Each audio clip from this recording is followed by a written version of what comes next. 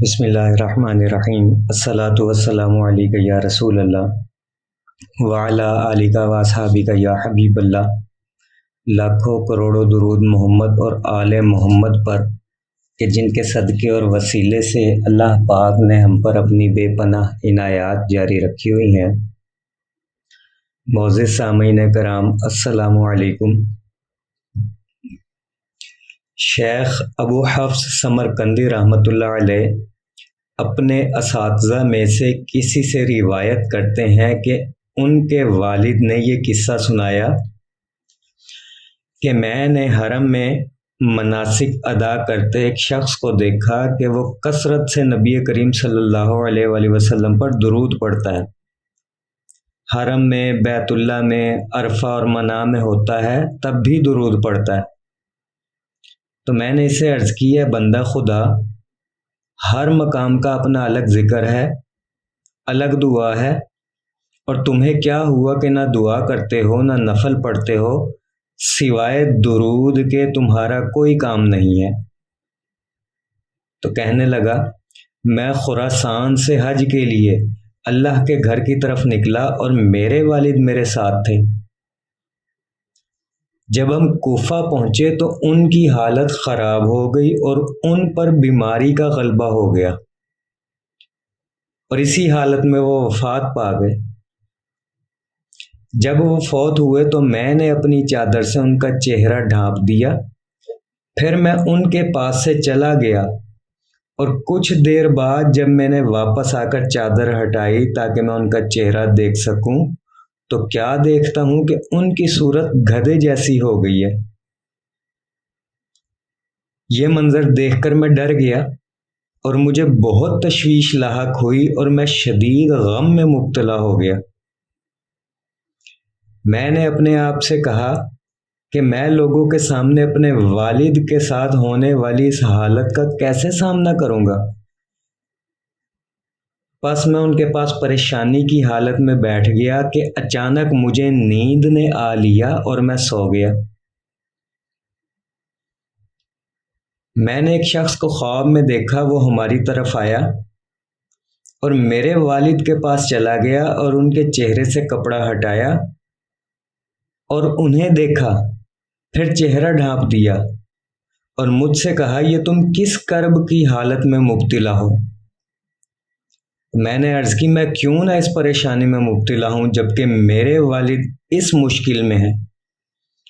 تو اس شخص نے کہا تمہیں خوشخبری ہو، بے شک اللہ کریم نے تمہارے والد سے یہ مشکل دور کر دی ہے۔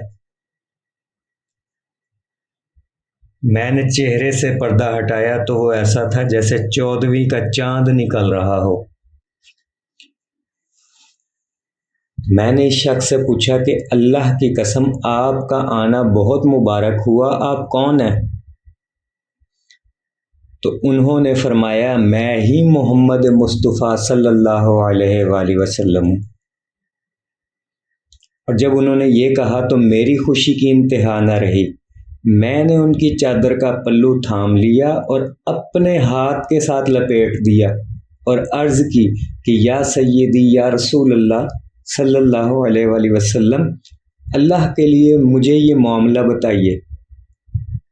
پس آپ صلی اللہ علیہ وآلہ وسلم نے فرمایا بے شک تمہارا والد سود کھاتا تھا، اور بے شک اللہ رب العزت کا یہ حکم ہے کہ جو بھی سود کھاتا ہے اللہ رب العزت موت کے وقت اس کی شکل گدھے جیسی بنا دیتا ہے، چاہے ایسا دنیا میں ہو یا آخرت میں ہو۔ لیکن تمہارے والد کی یہ عادت تھی کہ وہ ہر رات بستر پر جانے سے قبل مجھ پر 100 مرتبہ درود پڑھتا تھا، اور جب سود کھانے کی وجہ سے اسے مشکل میں مبتلا کیا گیا تو میرے پاس وہ فرشتہ آیا جو میری امت کے اعمال مجھ پر پیش کرتا ہے، پس اس نے مجھے تمہارے والد کی اس حالت کی خبر دی۔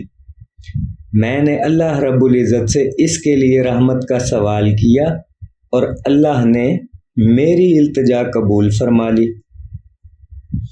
چنانچہ وہ شخص کہتا ہے جب میں جاگا تو میں نے اپنے والد کے چہرے سے کپڑا ہٹایا تو وہ 14ویں کے چاند جیسا تھا۔ میں نے اللہ کی حمد و ثنا اور شکر ادا کیا اور ان کے کفن دفن کا بندوبست کیا اور ان کی قبر کے پاس کچھ دیر بیٹھ گیا۔ میں نیند اور بیداری کے درمیان تھا کہ ہاتف غیبی سے کسی نے کہا، کیا تم جانتے ہو کہ تمہارے والد پر یہ عنایات کس سبب ہیں؟ میں نے عرض کی، نہیں۔ کہنے والے نے کہا کہ درود مقدس یعنی درود شریف، الصلاۃ والسلام علی رسول اللہ کے سبب یہ برکات اس کو نصیب ہوئی۔ پس میں نے اپنے آپ سے یہ تہیہ کر لیا کہ میں کبھی بھی الصلاۃ والسلام علی رسول اللہ ترک نہیں کروں گا، چاہے جس حال میں بھی ہو اور جس جگہ بھی ہو۔ اسی لیے میں ہر قدم پر درود شریف پڑھ رہا ہوں۔ میرے عزیزو، اس واقعے میں آپ نے سنا کہ کس طرح ایک سود خور آدمی کو درود شریف کی برکت سے عذاب سے نجات دے دی گئی، یعنی وہ عذاب جو اس پر شکل تبدیل ہونے والا مسلط کیا گیا تھا کہ درود شریف نے اس سے وہ عذاب اٹھوا دیا۔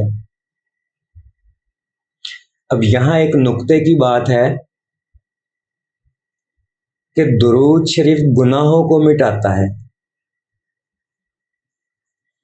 مثلا ایک شخص گناہ بھی کرتا ہے لیکن درود بھی پڑھتا ہے، تو اب یہ گناہ اس کے درود پر حاوی نہیں ہوں گے، بلکہ یہ درود اس کے گناہوں پر حاوی ہو کر اس کے گناہوں کو ختم کر دے گا۔ لیکن کچھ لوگ ہیں جو کہا کرتے ہیں کہ نماز تو پڑھتے نہیں، درود پڑھنے سے کچھ نہیں ملنا، یعنی وہ اس کی حوصلہ شکنی کرتے ہیں کہ فرض تو پڑھتے نہیں، فرض عبادت تو کرتے نہیں، لہٰذا درود بھی نہ پڑھو، اور یہ بات غلط ہے۔ یہی درود تو ہے جس کی برکت سے وہ نماز پڑھ آئے گا، نماز پڑھنے لگے گا، نیکی کے کام کرے گا، اسی درود کی برکت سے اسے یہ سب ملے گا۔ اور جب ہم اسے کہہ دیں کہ نماز فرض نماز تو پڑھتے نہیں، تمہارا درود بھی قبول نہیں یا تمہارے درود پڑھنے کا فائدہ نہیں، تو یہ انتہائی غلط اور گھٹیا بات ہوتی ہے کہ کسی کو درود پڑھنے سے منع کر دینا، بلکہ اس کو دیکھ کر خوش ہونا چاہیے کہ کم از کم درود تو پڑھ رہا ہے نا، اور انشاءاللہ ثم انشاءاللہ اسی درود کی برکت سے وہ نماز کی طرف آئے گا۔ تو یہ درود جو ہے یہ انسان کے گناہوں کو مٹا کر اس کو نیکی کے رستے پہ لگاتا ہے۔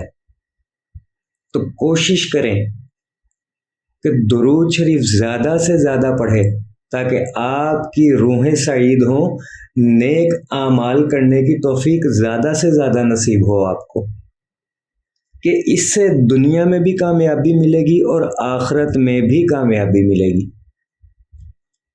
دعا گو ہوں کہ اللہ پاک ہم سب کو درود شریف پڑھنے، پڑھوانے، لکھنے، لکھوانے اور اس کی اشاعت و تبلیغ کرنے والا بنائے۔ صلی اللہ علی محمد، صلی اللہ علی محمد، صلی اللہ علی محمد۔ السلام علیکم۔